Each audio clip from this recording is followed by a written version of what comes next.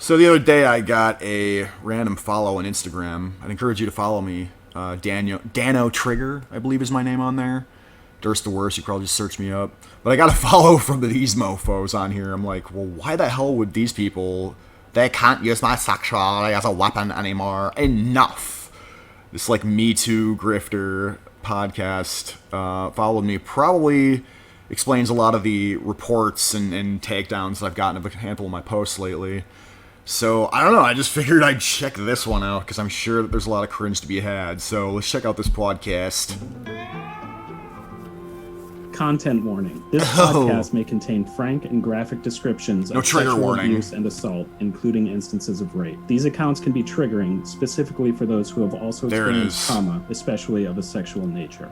If at any point during this podcast you feel yourself getting triggered, we suggest taking a break and taking care of yourself before continuing. But we do ask that you continue. These conversations are mentally taxing, but they are so important to have.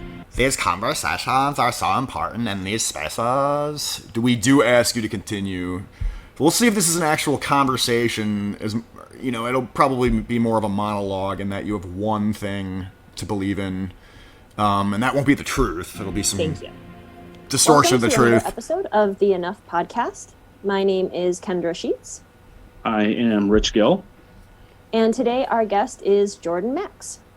Jordan, could you give us a little information about yourself and kind of how you got involved into the music scene?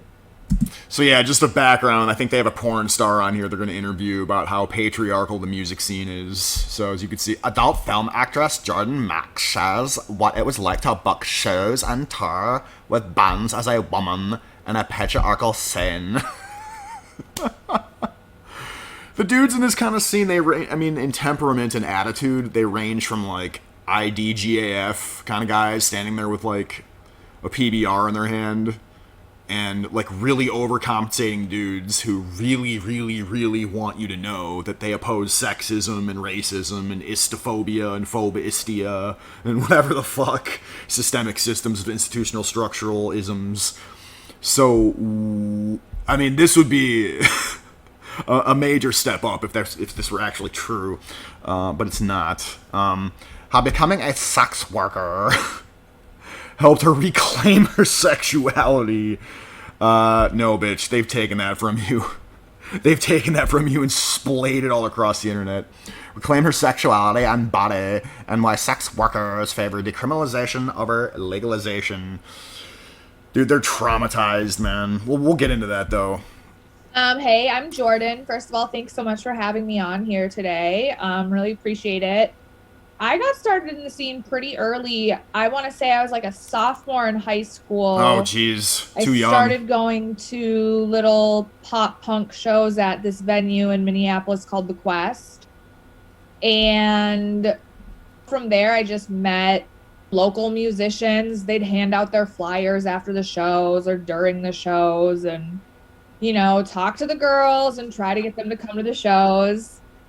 So I met some kids in my high school who were in local bands, and yeah, so I've just been like a big music lover my whole life, and I thought it was really cool that there was this community of people that, you know, we had similar interests, like not just the music, but you know, that's what brought us together in the first place. But then we figured out we had other similar interests and commonalities. So I think this happens to a lot of people. They hang out in the cities and they find these kind of hipstery groups. A lot of the times it's centered around music or other artistic mediums. And we found out we had other things in common, like basically being a degenerate, doing like sex worker, like far lefty stuff. You basically have to be a far lefty. You have to be a hardcore progressive. You have to support the race riots. You have to support the arson and the abortions and, you know, the genital mutilating surgeries for the troons and everything. You have to use words like in a patriarchal space, you know, to fit in. So when she says other interests, I think that's what she means. Being like a drug abusing, like PBR drinking, Adderall snorting, like sex worker, you know, degenerate who hooks up with a lot of people and then like calls it rape afterwards. I don't know. We'll get into that maybe. So like hating the government. Yeah, exactly. So I was probably about 15, 16 when I first started going to shows. There was this little coffee shop called the Fireball. The Foxfire. This Foxfire. There was a Fireball too on Fireball on Snelling and Larpenteur. Oh, really? Do you remember? Yeah, Twin City I don't remember stuff. That one. Yeah, I mean, I went to the Foxfire, but Fireball, it was just a little coffee shop. Our high school friends' bands would play there. It was next to a bowling alley. So it was a fun little like hangout for, you know, kids who aren't old enough to drink yet, but still want to go out and enjoy their social time. That was kind of like the golden era of like all ages shows before everything just went to bar shows and 21 plus stuff. Yep. Totally. When doors were at 5 and the show had a 9 p.m. curfew, and I wish we could have those days back. I would love 9 p.m. curfew shows. Yeah, but you guys chased out all the sane and rational people. You really did. You chased, like I said before, you have to be like a hardcore progressive lefty in order to hang out in these kind of areas. I mean, the scene when it was like all ages had a lot more all ages venues. A lot of those were like Christian venues. You know, they were, they were like Christian kind of venues, and you know, therefore not explicitly progressive. So a lot of those got chased out with like the Me Too-esque ideology when everybody got super feminist and hardcore left wing. Yeah, a lot of those kind of people are not booking shows anymore and that's why you can't have all ages shows. That's why they're way more creepy, way more booze and drug centric. You know, like the all ages shows went by the wayside because you started promoting like the woke diversity stuff. I don't know how else to put this. Like, young white girls don't want to walk home alone at night when they know that Tyrone is out there. They won't say it. They'll say, "Oh, it's a Brock Turner or whatever." You know, "Oh, it's Dylan Roof. He's out there." But really, we all know it's Tyrone, right? And they don't have the language to say that because they'll be canceled by these kind of people. But I digress. Yeah, Holy shit. I don't know. That's why those shows I was went by going the to say that wayside. I know you guys were 3 states away from where I grew up, but it sounds literally like you're explaining like small town where I basically was born and raised. You know, like under 21, coffee shop, weird little like for rent kind of store where like there's a fried egg type show. Parents drop their kids off in the front, they pick them up later, or like the one person who can drive has like the 15 people in the car. Like totally. Yeah, it's definitely like a Midwest like pop punk vibe to me. Like Midwest like pop punk genre category. I just remember like VFW shows and you know, like Christian youth centers. The show house thing for me was not really that huge. I mean, some of those operated in the suburbs, like some high school kids and college kids. Parents were like nice enough to let them have a couple of shows in the basement or whatever.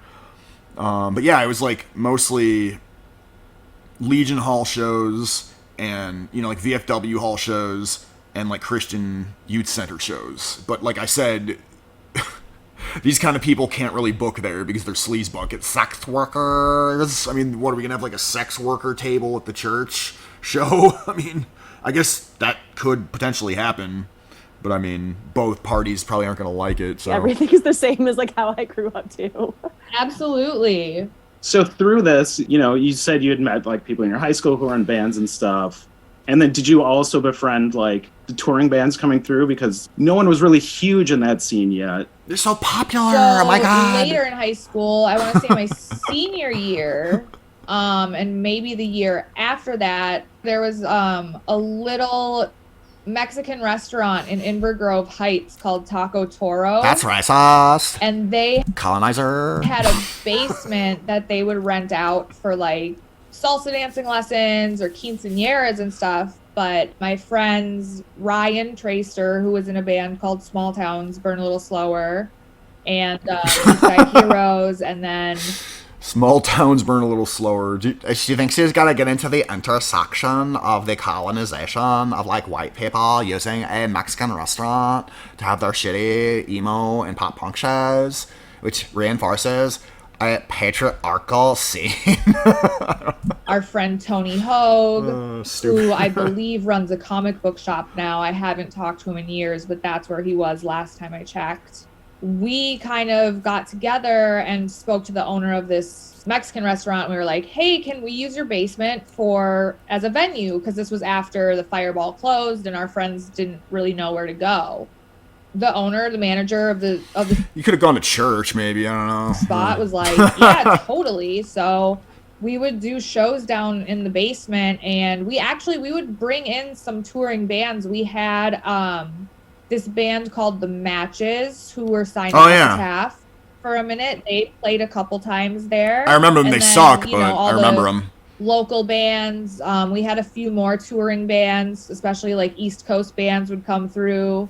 So I helped out with like the booking and the promotion, and then, day of the show, I would do the door. I'd take the money for, tickets. So that kind of got me started because I'd always had an interest in music and live music, especially.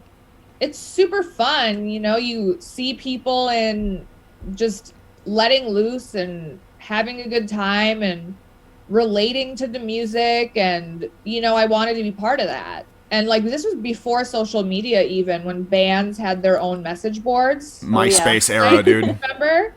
So that's how we got a lot of our touring bands, was just like posting on the Starting Line website or message board, and like the Good Charlotte message board. Oh my God, dude. Newfound Glory message board, like the bigger pop punk acts that the little bands coming up kind of emulate. I was just like, so popular, like. And then it's going to turn dark, watch. We know how this story is going to go. Like, she wanted to be cool in the scene or whatever. This is dragging on a little bit.